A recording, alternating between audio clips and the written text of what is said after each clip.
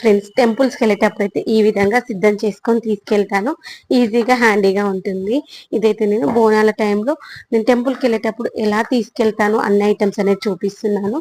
అలా ఒక బాక్స్ ఉంటుంది. దానికి ప్రతి బాక్స్ దేనికి సపరేట్ క్యాప్స్ ఉంటాయి. దాంట్లో మనము టెంపుల్కి వెళ్ళినప్పుడు ఏ టెంపుల్కి అయినా వెళ్ళదు, దానికి కావాల్సినటువంటి ఐటమ్స్ అన్ని పెట్టుకోవచ్చు.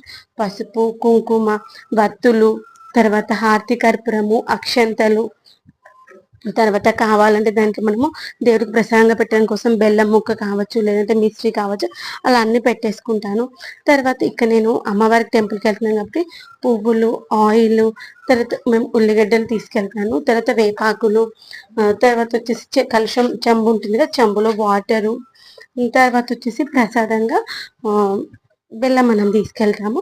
అవన్నింటిని తర్వాత పెరుగు, బెల్లం నైవేద్యంగా పెడతారు, సాకు పెడతారు అంటారు కదా, అలా అన్నిటిని తీసుకెళ్ళడానికి ఒక బాస్కెట్ ఉంది. ఆ బాక్స్